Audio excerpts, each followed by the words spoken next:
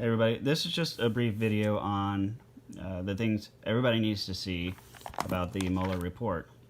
So this is the report on the investigation into the Russian interference in the 2016 presidential election, volume 1 of 2, Special Counsel Robert S. Mueller III, aka the Mueller report. So this report is split into two volumes, volume 1, volume 2. 1 deals with everything Russia, volume 2 deals with everything obstruction.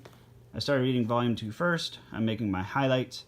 I don't have any highlights in volume 1, so this one is less colorful, but I don't think you'll really care about that. So just the high points here. Volume 1 is heavily redacted, far more than Volume 2. And Volume 1, with everything Russia, is the one that Democrats seem to be the most interested in, presumably because Attorney General Barr said that he believes spying did occur on the Trump campaign, and quite a bit of this is redacted. So Democrats have a very keen interest in knowing what's behind those redactions. But all of that's really just out of the scope of this video. So it starts off with just a really brief timeline. I'm not going to go into that. This is the important paragraph right here. This is page 2. Okay? In evaluating whether evidence about collective action of multiple individuals constituted a crime, we applied the framework of conspiracy law, and now look at this, not the concept of collusion. Conspiracy law. So they apply conspiracy law, not the concept of collusion. Well, that's the word we've been hearing for over 2+ years. So there's no collusion. The Mueller report found no collusion. Well, because they didn't apply the concept of collusion. So, and in doing so, the office recognized the word collude was used in communications with the acting attorney general confirming certain aspects of the investigation scope, and that the term has been frequently been invoked in public reporting about the investigation. Collusion is not a specific offense or theory of liability found in the United States Code, nor is it a term of art in federal criminal law. In other words, it's just a broad term. It doesn't. It holds no weight. It has no meaning when applying law. For these reasons, the office's focus in analyzing questions of joint criminal liability was on conspiracy as defined by or in federal law. So, in connection with that analysis, we addressed the factual question of whether members of the Trump campaign coordinated with Russian election interference activities. Like collusion, coordination also does not have a settled definition in criminal law. We understood coordination to require an agreement, tacit or express, between the Trump campaign and the Russian government on election interference. So in other words, what they're looking for is agreements between the campaign and Russia. So not just talking to each other, and not just, sitting down and whipping out the rulers and seeing whose is longer, but actually reaching agreements and executing those agreements is what they're looking for. And that is also very, very, very important to consider. Just because they were talking to Russia, a lot of times, people get together, it's the everlasting joke, whip out the rulers, put them on the table, let's see whose is longer. That's not illegal. So just the fact that they were talking back and forth definitely happened. Were they making plans and were they reaching agreements? That's what this looks at. So we understand coordination to require an agreement between the Trump campaign and Russian government. That requires more than the two parties taking actions that were informed by or responsive to others' actions or interests. So in addition to the Trump campaign and Russia reaching an agreement, then that requires a third party to take actions that were informed by one of the original two. So in other words, they would have to reach an agreement and have a third party execute based on that agreement. So that's very important to understand exactly what they're looking at and why. There is no collusion in the report because the report specifically does not apply the concept of collusion. right? It's like saying there's no, I don't know, there's no fucking blimps in the trunk of my car. Literally, like it's not even there. So we applied the term coordination in that sense when stating in the report, the investigation did not establish that the Trump campaign coordinated with the Russian government in its election interference activities. They both expected to gain from it. They both expected to gain from each other, and that's in the report. But they weren't working together. It was basically one looking over the fence at each other's yards and then figuring out that, hey, if Russia interferes for Trump, though Russia will benefit. And Trump will benefit if Russia interferes.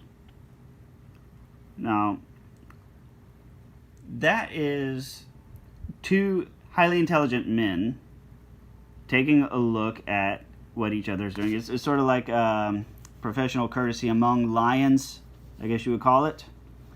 Trump knows that Russia's playing a dirty hand and will benefit from it. Russia knows that as long as their activities benefit Trump, Trump's not going to come after them, right? So they both have gains from what each other is doing.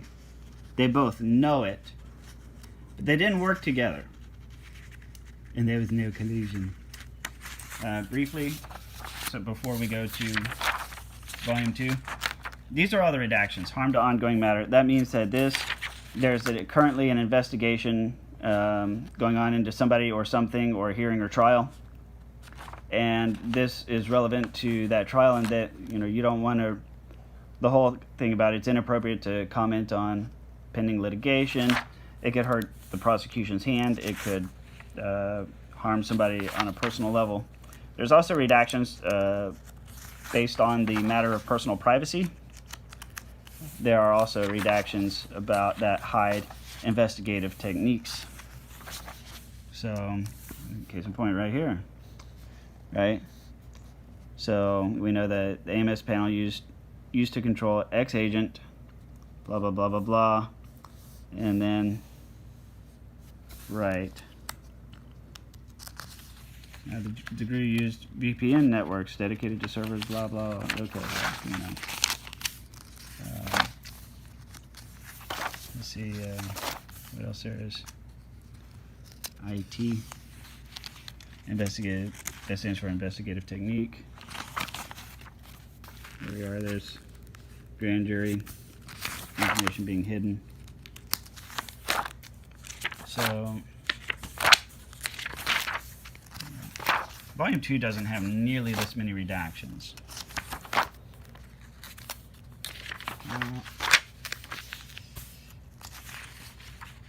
So would I say that Congress is justified in demanding an unredacted version of the report?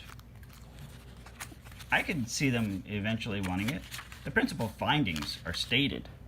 The final version of the report is turned in. They're demanding it unredacted in record time. There are still pending investigations underway. There's no reason for them to need it right now. The report, the conclusions are clearly stated. Oh, hey, Michael Cohen, everybody's favorite shitbag. So, I think it's probably a good idea at some point to release the unredacted. The grand jury stuff needs to stay redacted, in my opinion. Now, this is Volume 2. Okay, so we talked about collusion. Volume 2 is obstruction. So, there are 4 things to know here about how they reach their conclusions. 4. So, 4 considerations. So first, they recognize that traditional prosecution or declination decision entails binary to blah, blah, blah, blah, blah. Here's the OLC's opinion that you cannot indict a sitting president because that would effectively shut down the entire executive branch. Not to mention, our enemies are watching and waiting, ready to pounce. Really bad idea to, haul the president off in handcuffs and just leave the executive branch hogtied. Not a good idea. So, and they even say as much. We recognize a federal criminal accusation against a sitting president would place burdens on the president's capacity to govern. Now look at this. And potentially preempt constitutional processes for addressing presidential misconduct. So what is he saying? He's saying that we recognize that if we bring charges right now, that would preempt the impeachment process or whatever other constitutional processes they have for disciplining the president. So second, while they conclude that he may not be prosecuted, they can indeed conduct a criminal investigation during the term. They also recognize, now look at this, a president does not have immunity after he leaves office. So, I mean, they're dropping a big hints here. And if individuals other than the president commit an obstructive offense, they may be prosecuted at this time. Okay? So number one is we recognize that it's a bad idea to indict a president and to bring charges against a president. Second, part two is, yeah, but we can still do a criminal investigation, and he's not immune after he leaves office. And we can prosecute everybody else that's not going to derail the executive branch. Third, we consider whether to evaluate the conduct under the Justice Manual standards governing prosecution and declination decisions. But we determined not to apply an approach that could potentially result in a judgment that the president committed crimes. So in other words, we're not going to apply an approach that would determine that he committed crimes. Right? Because if he committed crimes, that would mean that they would have to bring criminal charges. If they bring criminal charges, that would undermine the whole executive branch. So the threshold step under the Justice Manual standards is to assess whether a person's conduct constitutes a federal offense. So, in contrast, a prosecutor's judgment that crimes were committed but that no charges will be brought affords no such adversarial opportunity for public name clearing, right? So I skipped this part I didn't highlight. It basically means that ordinary means for an individual to respond to accusations is through a speedy and public trial, blah, blah, blah. An individual who believes he is wrongly accused can use that process to seek to clear his name. Okay? The concerns about the fairness of such a determination would be heightened in the case of a sitting president where a federal prosecutor's accusation of a crime, even in an internal report, could carry consequences that extend beyond the realm of criminal justice. Okay? Blah, blah, blah, blah, blah. But this is the most important thing right here.